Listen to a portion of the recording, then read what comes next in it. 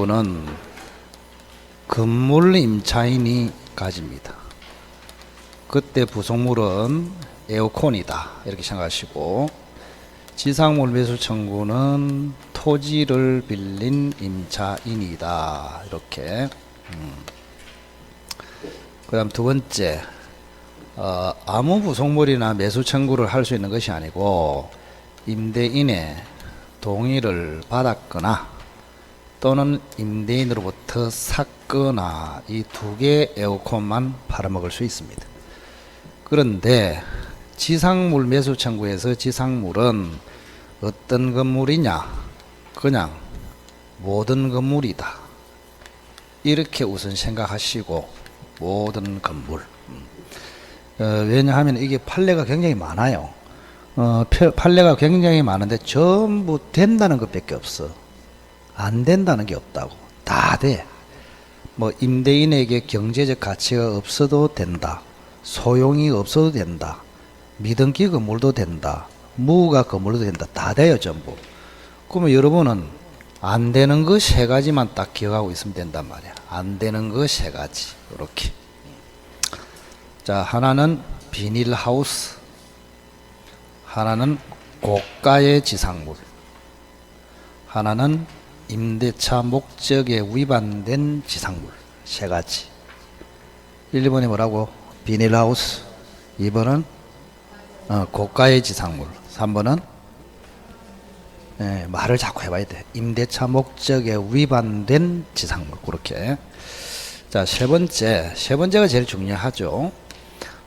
부속물 매수 청구는 임대차가 끝나면 즉시 매수 청구를 할 수 있습니다. 즉시. 그런데 지상물 매수 청구는 즉시가 안 돼요. 에? 임대차가 끝나면 즉시 할 수 있는 것이 아니고 먼저 갱신 청구를 해야 됩니다. 갱신 청구를 먼저 해라 이 말입니다. 자, 갱신 청구를 먼저 했는데 임대인이 갱신을 거절을 해야 됩니다. 거절을 하면 그때서야 매수 청구를 할 수 있다. 이렇게. 큰 차이. 그래서 지상물 매수 청구는 갱신 청구를 전제로 합니다. 기간을 연장해 주세요 이렇게 했는데 연장해 주면은 요거를 못 해요. 주인이 거절을 해야 매수 청구로 들어갈 수 있다.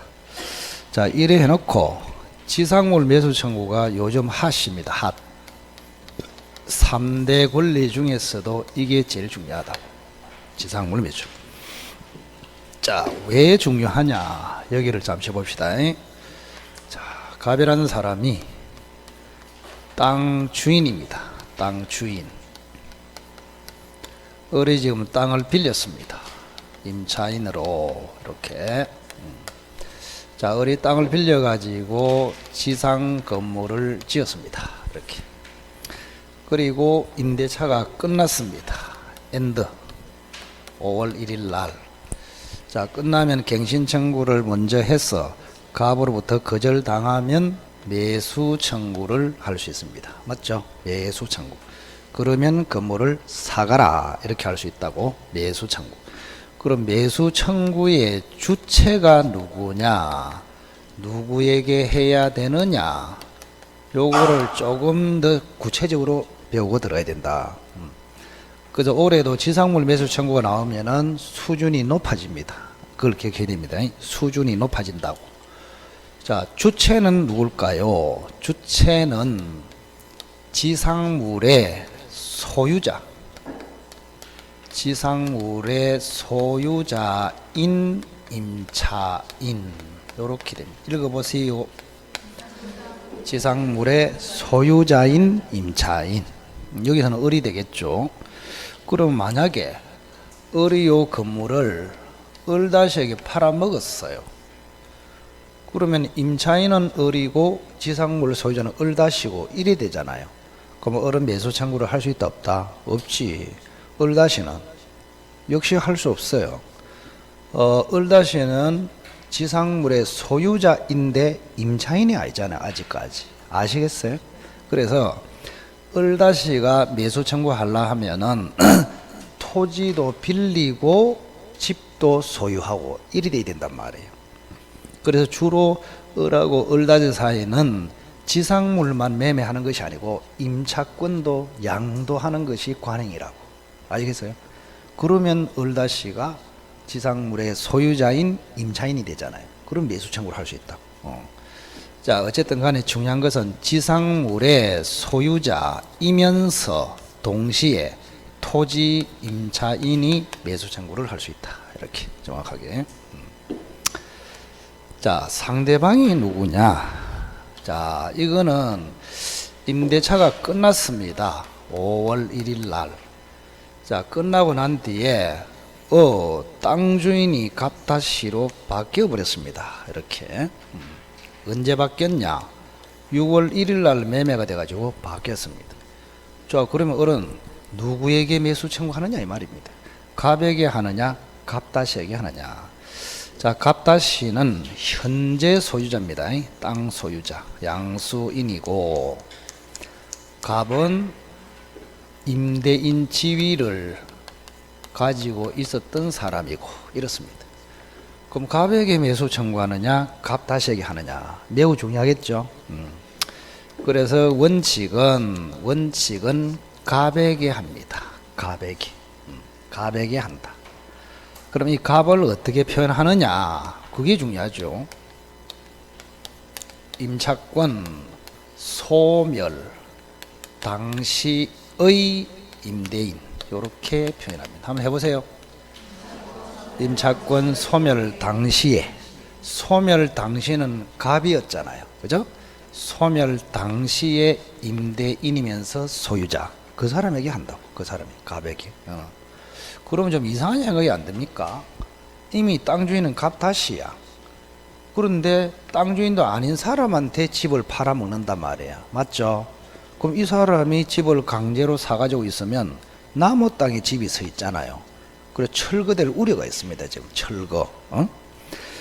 자, 그래서 우리 판례는 만약에 을이 대항력을 갖추고 있다면, 자, 임차권은 채권인데 대항력을 갖추고 있으면 이 사람한테도 대항할 수 있죠. 그러면 이 사람에게도 매수 청구를 할 수 있다. 이렇게 되는 것입니다. 그래서 갑다시에게도 예외적으로 할 수 있다. 뭐 했을 때? 또 임차인은 을이 뭐를 갖추고 있을 때? 대항력을 갖추고 있을 때. 이렇게. 그럼 을이 대항력을 갖추는 방식은 어떻게 될까요? 두 개가 있네, 두 개. 임차권을 등기하거나 지상 건물을 보존 등기하거나. 그런 다음에 주인이 바뀌었다면은 새 주인한테 매수 청구를 할 수 있다. 이렇게. 자, 그거를 정확하게 기억을 좀 하시면 좋겠다. 이런 이야기. 그 다음에 이제 190페이지 한번 보실까요? 190페이지. 자, 5번에 보면은 매수 청구 행사의 효과가 있네. 효과. 형성권입니다. 형성권. 거기 니은에다가 체크해서 천천히 읽어보세요. 니은.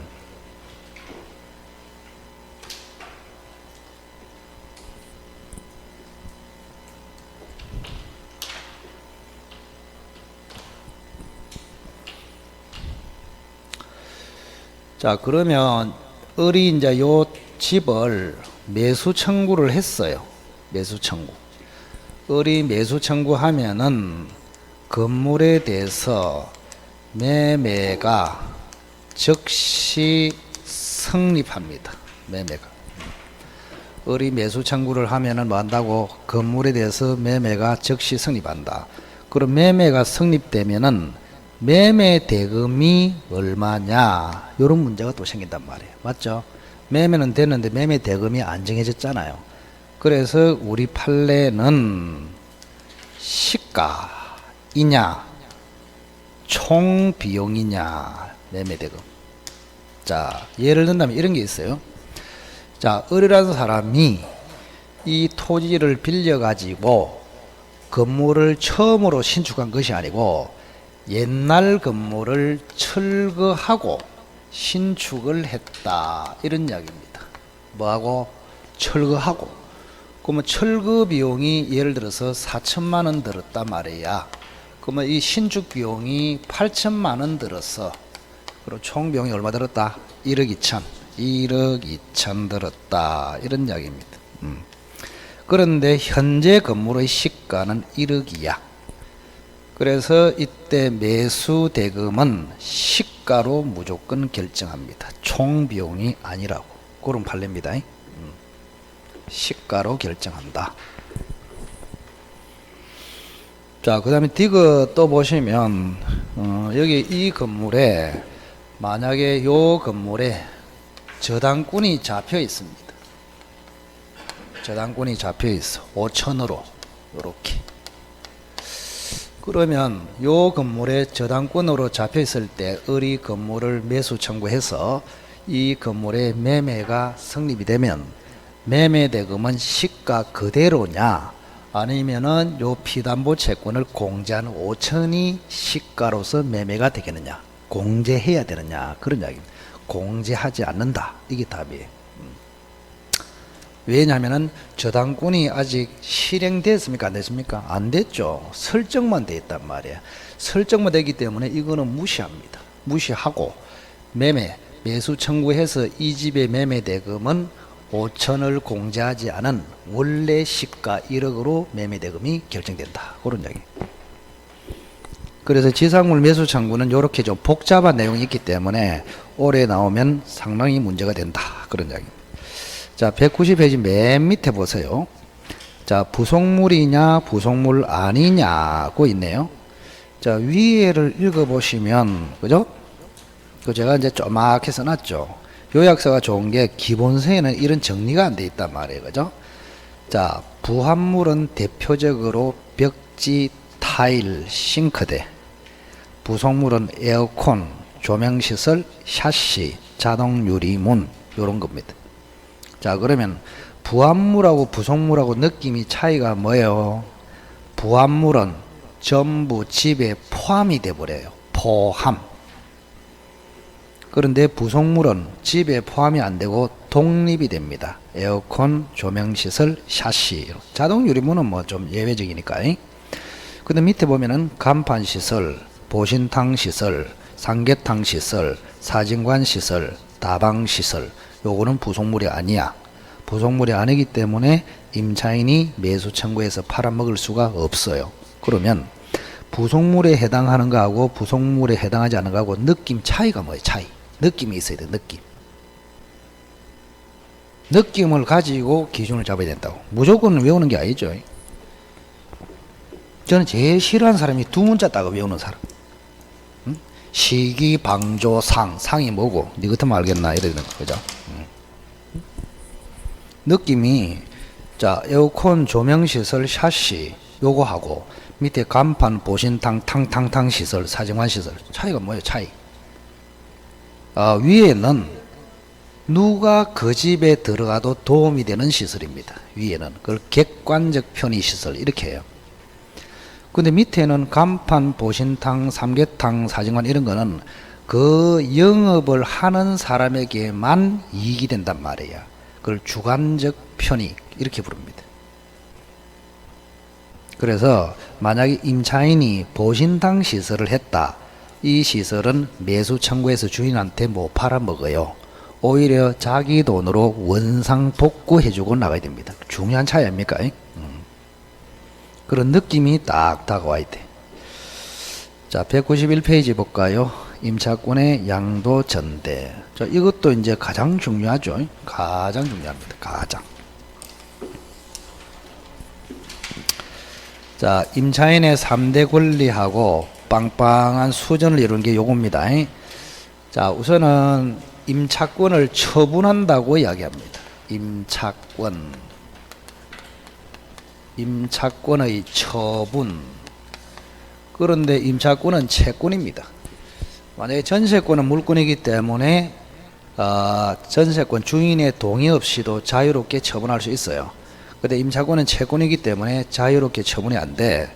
주인의 동의를 받아야 한다. 기본적으로 동의를 받아야 한다.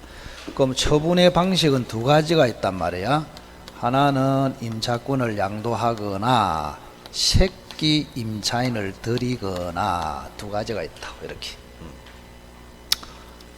그러면 항상 훈련할 때는 양도보다는 전대차를 가지고 훈련해야 됩니다.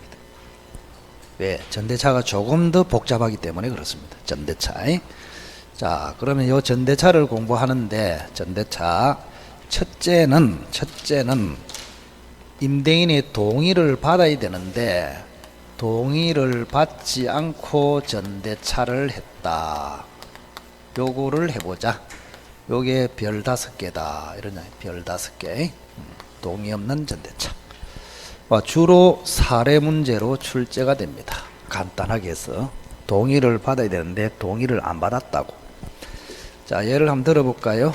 갑이 집주인입니다. 을이라는 사람이 임차인입니다. 엊그제 토요일 그 울산 팔레 특강 하는데 그 신참 그 최근에 엊그제 들어온 사람이 4명이 들어왔더라고. 팔레 특강 시간에. 참 자세가 좋다. 늦게 들어올수록 뭐든지 빨리 듣고 따라가려고 해야 되는데 어떤 사람은 늦게 들어오면 아이고 내가 뭐 아직 모르는데 그거 들어야 됩니까? 그러니까 시험이 안 되지. 늦게 들어온 데다가 더 빠지니까 더 시험이 안 되는 거야. 그 늦게 올수록 뭐든지 자꾸 하려고 해야 된단 말이죠. 판례가 뭐 별겁니까? 우리가 배운 거를 다시 한번 조금 더 이제 구체적으로 다룬다 이렇게 생각했어요. 예. 민법은 판례가 몇 프로 나온다 했다? 80% 이상, 80%. 그 80%거든 48, 32. 40문제 중에서 30문제에서 34문제 사이가 판례하고 관련된 문제가 나온단 말이에요. 그죠? 굉장히 중요하다고. 그래서 신참 그 4명, 5명이 딱 앉아있길래, 자세가 됐다. 너는 합격이다. 그래 해줬지. 그죠? 근데 문제는 이제 강의를 듣는데 처음 듣잖아요. 특강을 듣는데 다 시작하자마자 쓰기 시작합니다. 뺏기. 한 2시간 정도 계속 그런 게 도저히 안 되겠더라고. 써도 쓰지 마라. 제발하고 쓰지 마라. 들어서 알아들으려고 노력해라. 그거 써봐야 아무 소용이 없어. 그거 쓰면 뭐합니까? 그거 알아들어야지. 죽자사자 쓰고 있더라고 보니까. 그래서 민법을 뭘 쓰는 거 이런 게 중요한 게 아니고, 그죠? 선생이 이야기했을 때 저 알아들었다. 그게 제일 중요해요. 알아들었다가 되면은 그 기본기가 되는 거야. 기본기가 딱 돼 있는 사람은 7, 8월 달에 문제 풀이할 때 굉장히 편합니다. 문제로서 훈련만 시키면 된단 말이에요. 그러면 이제 7, 8월 지나면 이제 점수가 확 나오기 시작해. 이렇게. 그래서 점수가 항상 제가 일찍 나온다 안 했잖아요. 그런 과정이 필요하다고.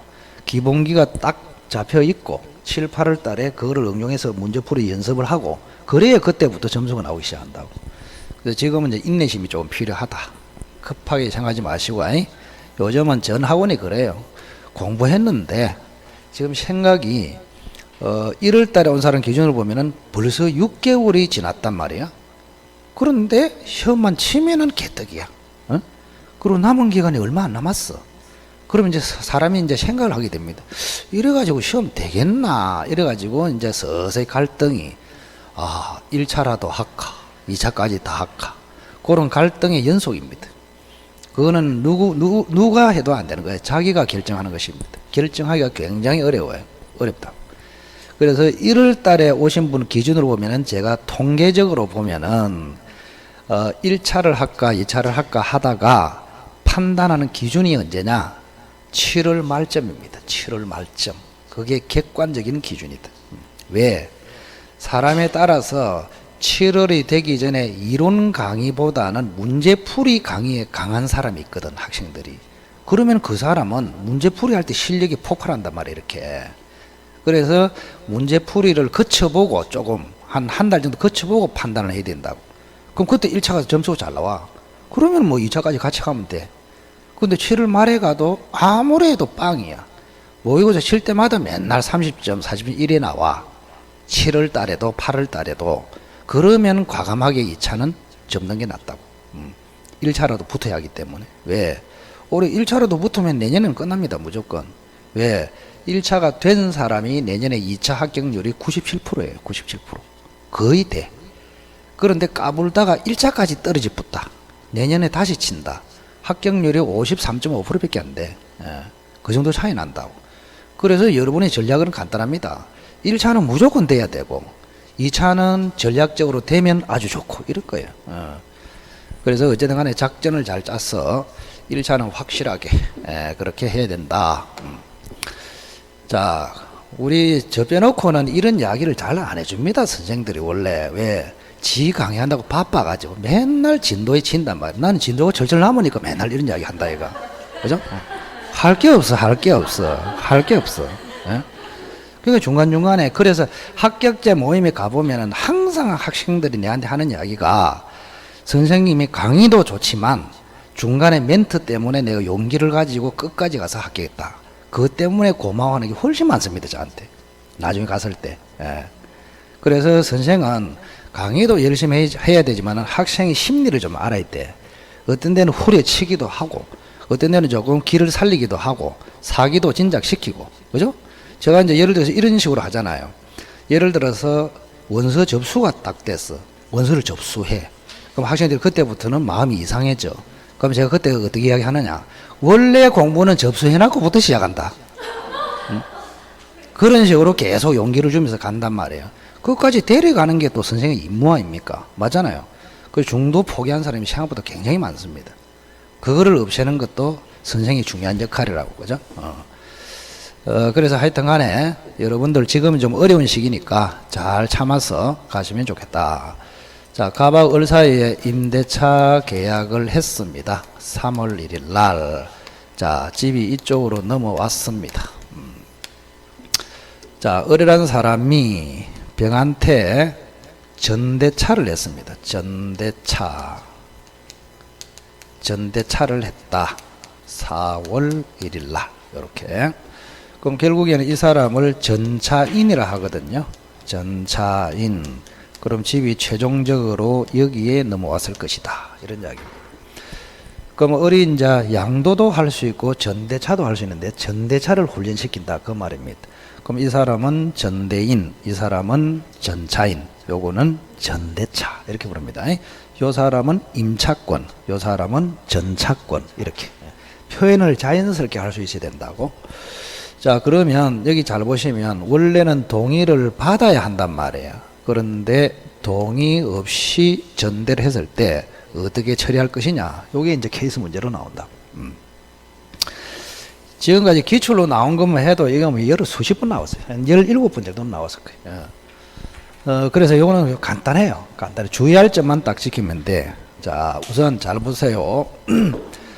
지금 동의를 받지 않고 전대를 했단 말이에요. 그러면 동의를 안 받으면 전대차는 효력이 없겠냐? 이게 첫째 질문이에요. 아니다. 전대차는 유효하다. 이렇게 동의가 없어도. 그래서 갑의 동의는 전대차의 효력 요건이 아니에요.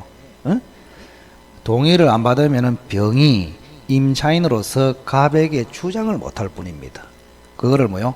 임대인의 동의는 전대차의 효력 요건이 아니고 대항 요건이다. 표현을 이렇게 합니다. 뭐라고 했습니까? 임대인의 동의는 전대차의 효력 요건이 아니고 대항 요건에 불과하다. 그거 하나 기억하시고. 자, 그 다음 지금 을이라는 사람이 전대차를 하면은 갑으로부터 동의를 얻어줄 의무가 있습니다. 근데 끝까지 만약에 을이 동의를 못 얻어줬다면, 그죠? 을은 병한테 담보 책임을 집니다. 무슨 책임진다고? 담보 책임을 집니다. 자, 담보 책임은 매매에서만 나오는 것이 아닙니다. 유상계약에 다 준용이 됩니다. 이렇게 담보 책임. 그럼 이걸 거꾸로 하면은 병은 을에게 담보 책임을 물을 수 있다 이 말이에요, 그죠? 을이 끝까지 동의를 얻어주지 못하면 병은 을에게 뭐를 물을 수 있다? 담보 책임. 자, 담보 책임의 내용은 간단하네요, 그죠? 이 전대차를 뭐 할 수 있고 해지할 수 있고 을에게 뭐 할 수 있고 손해배상을 청구할 수 있고 이렇게 됩니다. 두 번째. 자, 그 다음. 자, 을이 동의를 받아야 되는데 동의를 안 받고 남한테 넘겼다. 그거는 을이 갑을 배신한 것입니다. 배신. 갑을 배신했다고. 자, 그럼 갑을 배신했기 때문에 갑은 을의 배신을 응징할 수 있는 요 임대차를 해지할 수 있는 권리가 갑에게 생겨버립니다. 이렇게. 자, 을의 배신 때문에 갑에게 뭐가 생겼다? 해지권이 생겼습니다. 해지권. 자, 그리고 이 병이라는 사람 보세요. 자, 을하고 계약을 했지만 집 소유는 갑의 소유거든요. 맞죠? 그러면 소유자의 허락 없이 점유하고 있죠. 이래서 이거는 불법 점유를 하고 있는 것입니다. 뭐하고? 불법 점유. 이렇게. 갑의 눈에는 불법 점유단 말이에요. 자, 그러면 이 경우에 갑은 어떻게 처리할 수 있을까? 이게 이제 핵심이 되겠죠. 갑은 병한테 어떤 처리를 할 수 있을까요? 이래 되는 것입니다. 그래서 이거는 제가 항상 수업 시간에 자기가 한번 써보라고 했습니다. 매 들을 때 뿌이라.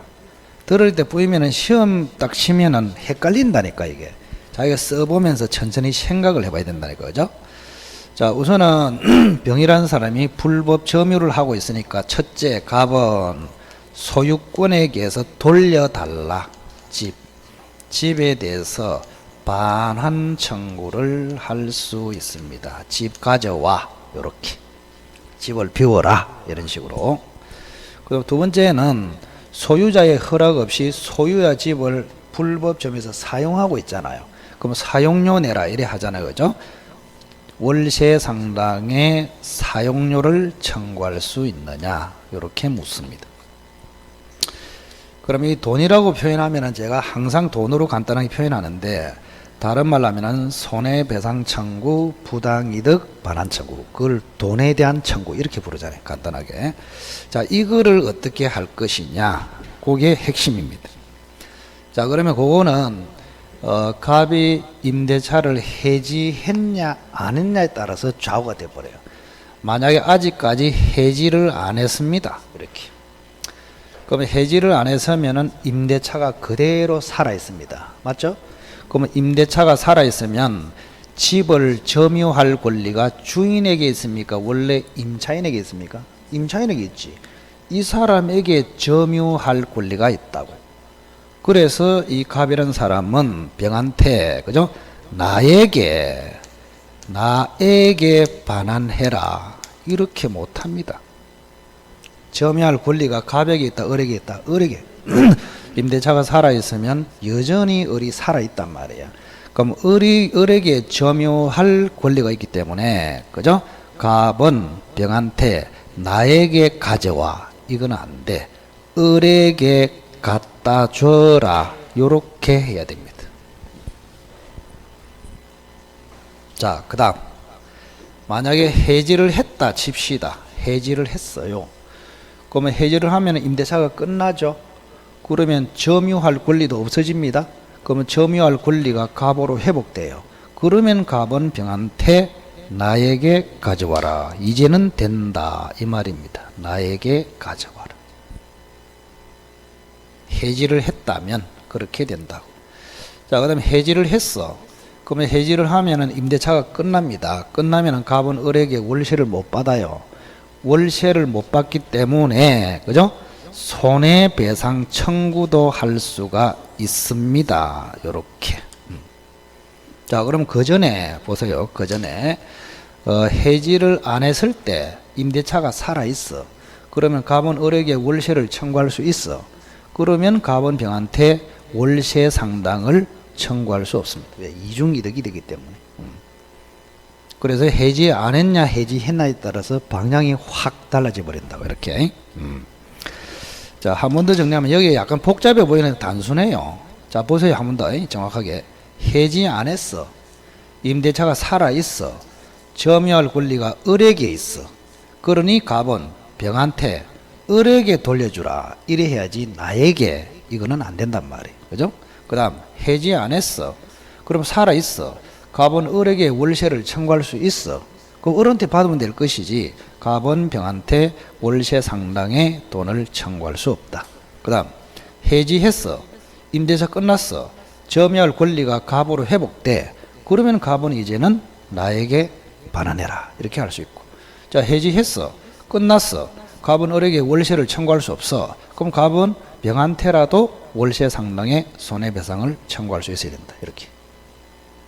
뭐 할 것도 없잖아. 간단하다. 1월달 했고 3월달 했고 5월달 또 하고 있고 계속. 그래서 반복을 한다고 해서 되는 것이 아니고 이런 사례 문제들은 자기가 혼자서 훈련을 해봐야 됩니다. 훈련이 중요하다. 그래서 이 기본기가 딱 서버리면은 어떤 문제가 나와도 답을 낼 수 있다고.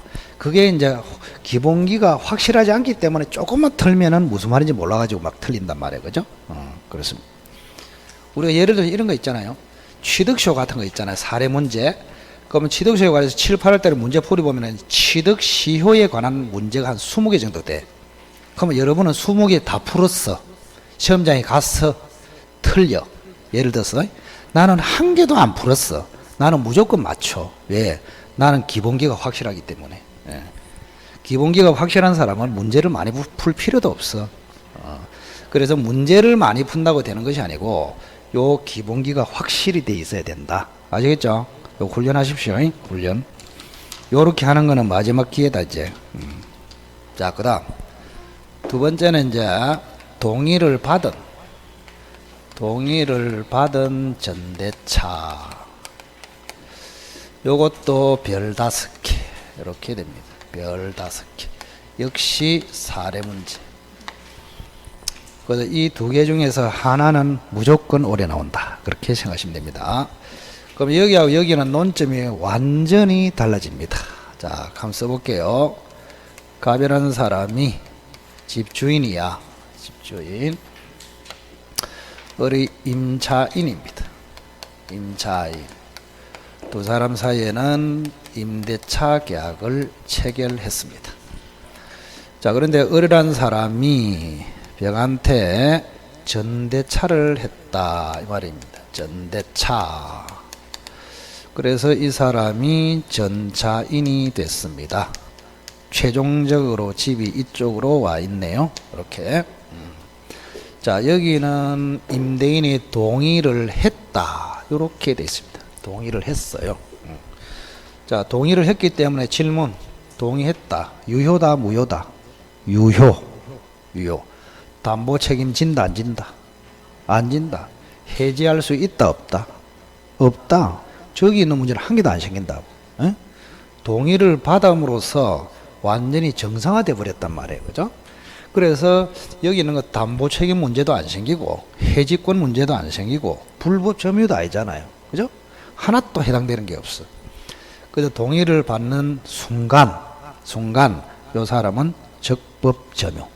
그리고 을이라는 사람은 담보 책임도 안 져. 그리고 을의 배신도 없어. 해지권도 안 생겨. 저기 문제는 하나도 안 생깁니다. 자, 그럼 뭐가 생기냐? 자, 을에게는 임차권이 있습니다. 임차권. 자, 병한테는 전차권이 있습니다. 자, 요거는 모자관계입니다. 모자관계. 요거는 엄마고 애고, 엄마가 죽으면 애도 죽고, 애는 엄마 품을 벗어날 수 없고, 이런 이야기. 그래서 임차권이 만약에 소멸하면은 전차권도 따라서 소멸한다. 이게 대원칙입니다.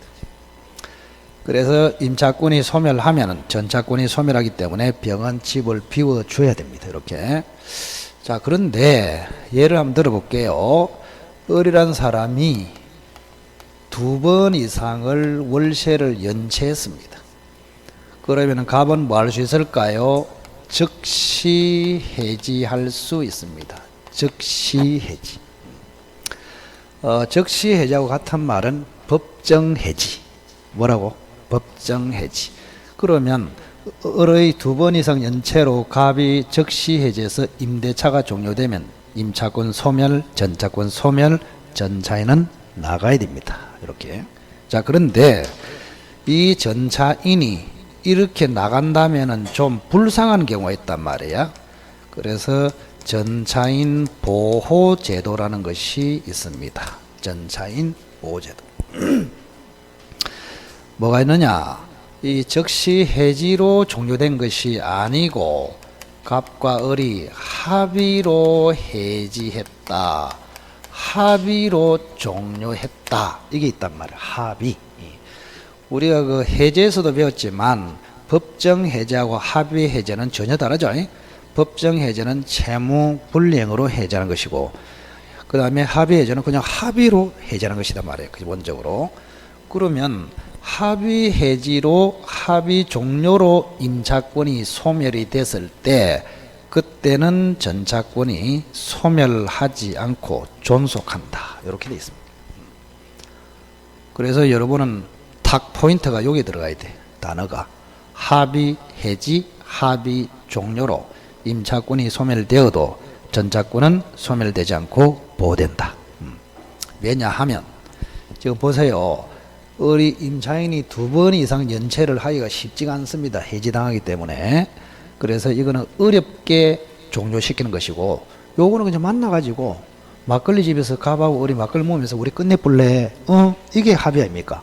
그러면 합의 해지로 임차권이 소멸됐을 때 이 사람도 소멸돼서 나가야 된다면 너무 불쌍하단 말이에요. 맨날 막걸리 집을 지키고 있어야 된다. 합의할까 싶어서, 그죠?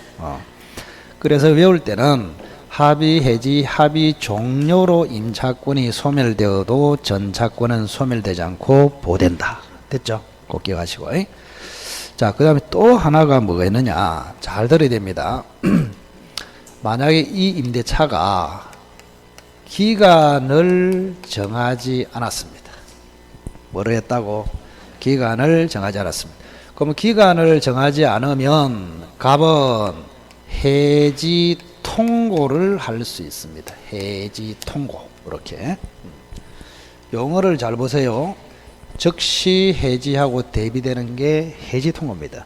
자, 적시 해지는 임차인이 채무 불이행을 했을 때 하는 것이고, 그죠? 그 다음에 해지 통고는 기간을 안 정했을 때 하는 것이고, 합의 해지는 그냥 합의로 깨는 것이고, 이런 거예요. 그러면 해지 통고해도 임차권이 소멸해요. 그러면 그때는 전차권도 소멸해요. 전차인이 나가줘야 합니다. 자, 그런데 이 전차인이 불쌍하다 역시 말이야. 해지 통고해가지고 소멸돼서 나가줘야 된다면 불쌍하다. 그래서 이 사람한테 예고라도 하도록 해주고 있습니다.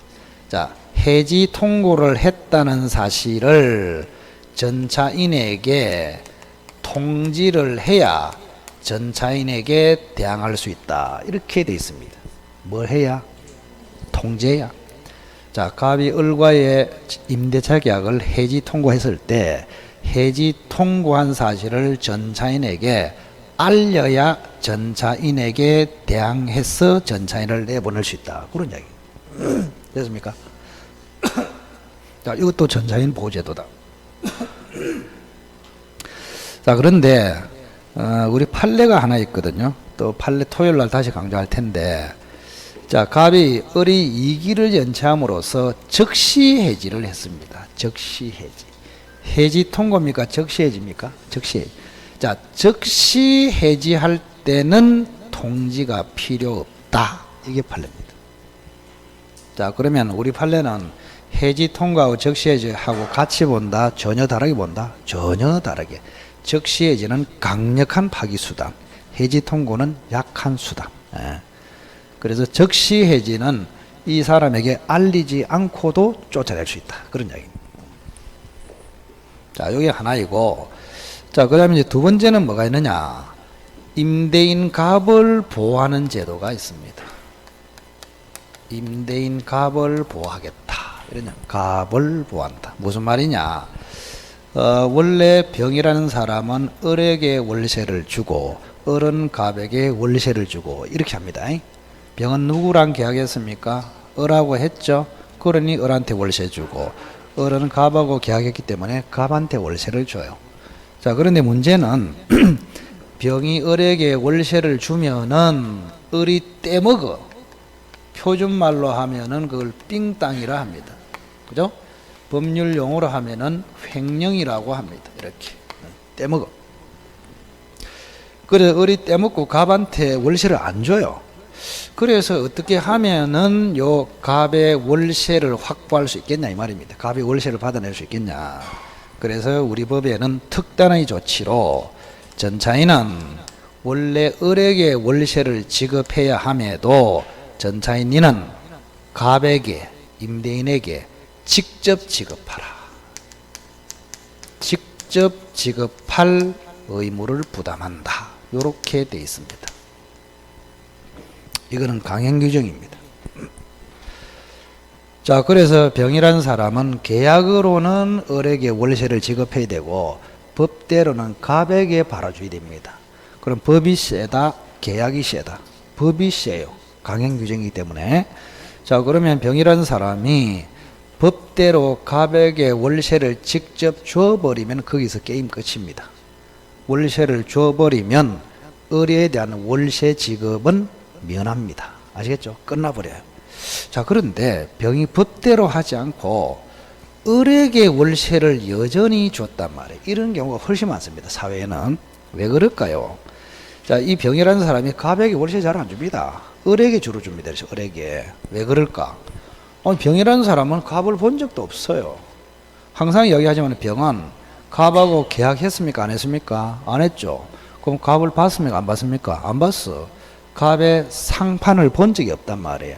그러면 병은 생각할 때 나를 태어나게 하신 분은 을이시다 생각, 을한테 월세를 줘버린다. 을한테. 보통은요. 자, 그러면 법이 갑에게 주라 했는데 병이 을에게 줬을 때 또 어떻게 처리하느냐. 병리는 을한테 줘봤자 그걸 가지고 갑에게 대항하지 못한다. 이렇게 되어 있습니다. 대항하지 못한다.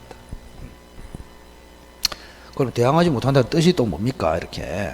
자, 병이라는 사람 보고 갑에게 직접 주라 이래 했는데도 병이 을에게 줬어. 그럼 을에게 준 걸 가지고 갑에게 대항하지 못한다. 그 말은 갑이 이 법에 따라서 병한테 직접 청구가 들어왔을 때 병이라는 사람이 나는 을에게 이미 줬다 하면서 니한테 거절하겠다 이렇게 못한다고. 다시 줘야 된다고. 갑에게. 아시겠죠? 그 이중지급의 책임을 면할 수 없다. 표현을 이렇게 합니다. 자, 그런데 우리 유명한 판례가 있습니다. 유명한 판례가 있어. 뭐냐? 대항할 수 없다는 범위. 우리 조문에는 무조건 대항할 수 없다 되어 있는데 우리 판례가 요 조문의 해석을 축소해 버렸습니다. 축소. 그러면 병이 을한테 차임을 지급한 것으로 갑에게 대항하지 못한다 할 때 우리 판례는 병이 언제 지급했냐 가지고 구분을 해버려요. 예를 든다면 매월 5일날 지급하기로 을하고 갑 사이에 전대차 계약이 있습니다. 을하고 병 사이에. 그러면 5일 전에 지급할 수도 있고 5일날 지급할 수도 있잖아요. 맞죠? 근데 우리 대법관들은 5일 전에 지급하는 것을 굉장히 나쁘게 봅니다. 그냥 5일날 주면 됐긴데 계약대로 5일 전에 말라고 주겠노? 5일 전에 주는 것은 을하고 병 사이에 뭔가 꿍꿍이 속에 있다. 갑을 엿먹인다. 이렇게 보는 거예요. 그래서 결론적으로는 우리 판례는 전대차 계약상에 차임 지급 시기 이전, 즉 5일 이전, 5일 이전에 지급한 걸 가지고만 대항하지 못한다. 이렇게 축소시켜 버립니다. 그럼 이걸 거꾸로 해석하면 뭡니까? 전에 지급한 걸 가지고 대항하지 못하니까 요 제때 지급하면은 병이 만약에 을한테 제때 지급했어. 그런데 갑으로부터 청구 들어왔어. 그러면 제때 지급했으니까 거절할 수 있다고. 거절할 수 없는 건 언제 지급한 것으로? 미리 지급한 거. 아시겠죠? 미리 지급한 거. 자, 마지막으로 병이라는 사람의 권리가 있습니다. 자, 요거는 갑과 병의 관계입니다. 갑과 병의 관계. 마지막 논점이 요거다. 마지막 논점. 여러분이 그 설명을 잘 듣고 책을 읽어서 소화를 시켜내야 돼요. 책을. 요거를 잘 들어야 무슨 소린지 안다. 이 말입니다. 지금 갑하고 병 사이는 계약을 했습니까? 안 했습니까? 안 했죠. 그러면 이 병이라는 사람은 임차인으로서 갑에게 직접 의무를 부담하겠냐? 갑에게 직접 권리를 가지겠느냐? 이런 문제가 있습니다. 자, 전차인은 임대인에 대해서 의무를 부담하나요? 한다고 돼 있네, 법에서. 전전세권자는 전세권 설정자에게 직접 의무가 없어요. 전차인은 임대인에게 직접 의무가 있습니다. 직접 의무가 있어. 그래서 의무는 가진다. 요렇게. 그러면 임차인으로서 권리를 가질까 이 말입니다. 권리를. 임차인의 권리가 대표적인 거 아까 뭐가 있었다? 좀 전에 비용사원 청구, 부속물 매수 청구, 지상물 매수 청구, 그런 걸 할 수 있겠느냐 이 말입니다. 이 사람이. 예를 들어서 병이 요 집을 사용하고 있는데 집이 훼손이 됐단 말이야. 그러면 병은 수선을 청구할 수 있잖아요. 임차인이기 때문에. 맞죠? 수선이나 수선비를 청구할 수 있단 말이에요. 필요비를. 그럼 병이 갑한테 직접 청구할 수 있을까요? 안 됩니다. 왜? 갑하고 병사는 계약을 안 했습니다. 그래서 갑하고 병사에는 임대차 관계가 없어요. 그래서 병은 임차인으로서 갑에게 권리를 가지지 못합니다. 자, 그래서 병이라는 사람은 수선을 갑에게 청구할 수도 없고 수선비를 청구할 수도 없습니다. 아시겠어요? 그거는 누구한테 한다? 을에게 하고 을이 갑에게 하고 이렇게 되는 계약한 사람끼리. 그래서 병이라는 사람은 직접 갑에게 권리를 못 가지는 것이 원칙입니다. 그래서 X입니다. 자, 그런데 이 병이라는 사람이 임차인으로서 직접 가지는 게 딱 하나 있단 말이에요. 딱 하나. 이거는 뭐 만약 요 문제를 출제하면 이거는 100% 지문에 들어갑니다. 매수 청구권. 요것만큼은 전차인이 임대인에게 직접 가집니다. 매수 청구. 만약 여기 보세요. 병의 집에 에어컨을 설치했단 말이에요. 그러고 난데 임대차도 끝, 전대차도 끝. 그러면 병은 갑에게 바로 매수 청구를 할 수 있다고. 그죠? 그럼 여기서 이제 주의할 것이 좀 제발하고 좀 주의를 좀 정신 차리라. 그때 기출이 나왔을 때 학생들이 수없이 틀린 이유가 뭐냐. 자, 전차인은 임대인 갑에게 매수 청구를 할 수 있다. 이것만 기억하고 있었단 말이에요. 이것만. 그런데 여기는 동의를 받아야 한다. 이게 전제가 돼야 된다고. 아시겠어요? 그럼 여기는 그러면 병이라는 사람이 매수 청구를 할 수 있다 없다? 없어요. 동의가 없을 때는. 그래서 동의가 없는 걸 냈는데 병은 갑에게 매수 청구를 할 수 있다. 이렇게 지문을 넣어버린단 말이에요. 그러면 틀렸다? X. 동의 있는 적법 전대에서만 매수 청구를 갑에게 직접 할 수 있다. 꼭 헷갈리지 마시고 매수 청구를 할 수 있다. 그렇게 정리하시면 됩니다. 자, 그 다음 오른쪽으로 193페이지 보증금은 별로 할 것도 없는데 보증금 하고 관련해서 예시만 한번 들어줄게요. 이게 지금 집주인이거든요. 집주인.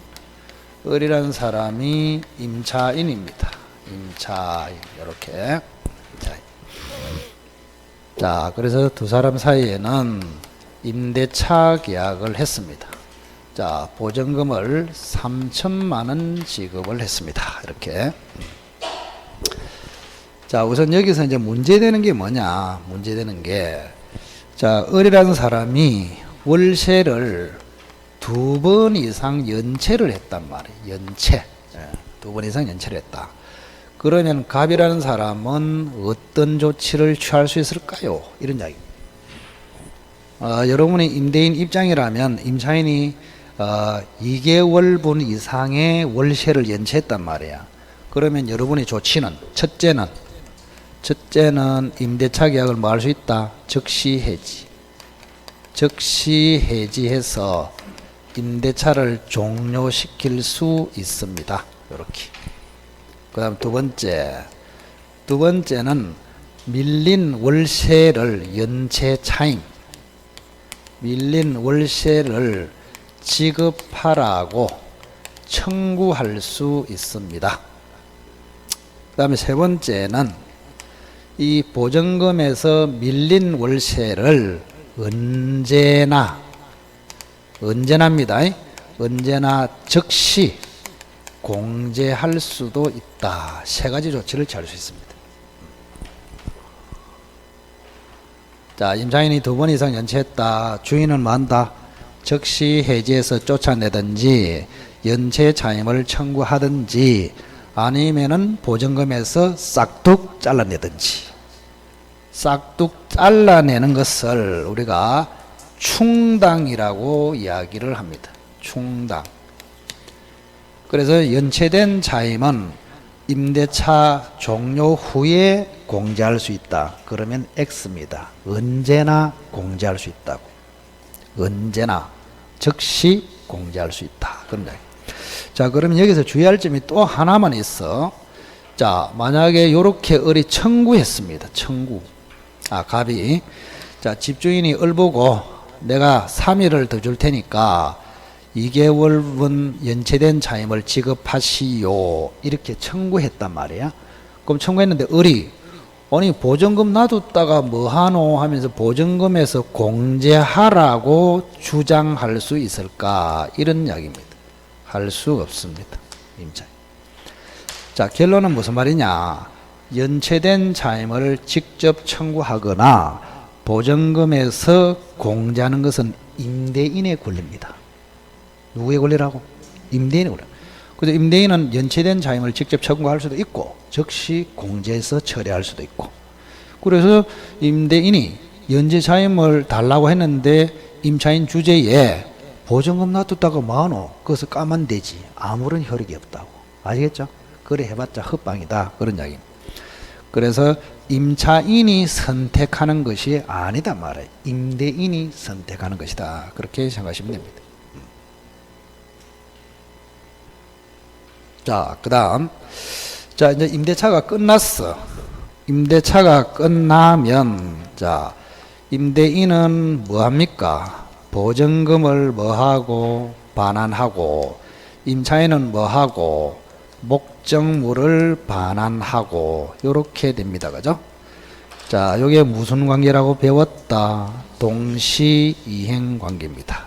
동시이행 관계. 자, 그러면 여기 잘 보세요. 동시행관계란 말은 갑이 보증금을 돌려줄 때까지 을은 물건을 잡고 갑에게 안 돌려줘도 된다 그 말 아닙니까? 그죠? 그래서 을이라는 사람이 그죠? 갑이 만약에 보증금 반환도 안 하고 집을 돌려달라고 청구했을 때는 동시이행 항변권으로 거절할 수 있다. 맞죠? 동시행항변권으로. 그럼 을의 점유는 불법입니까? 적법입니까? 적법이지. 적법. 자, 그러면 적법일 때 이 을이 집을 사용했냐, 이 사용료를 줘야 되느냐, 이런 문제가 생깁니다. 나중에 서로 같이 보증금 돌려받고 집을 돌려줄 때 그때까지 사용료도 계산해 줘야 되느냐, 이런 문제가 생겨요. 자, 우리 판례는 뭐로 보느냐? 을이라는 사람이 실질적인 이득을 얻었다면은 사용료를 부당이득으로 반환해야 하고, 실질적인 이득이 없다면 반환할 필요 없다. 이렇게 평가를 합니다. 무슨 말이냐? 자, 을이라는 사람이 보증금 받을 때까지, 이게 주택이래 칩시다. 뭐 주택인데 다 똑같으니까. 을이 보증금 받을 때까지 주택에서 계속 살고 있어요. 그럼 실질적 이득을 얻었죠?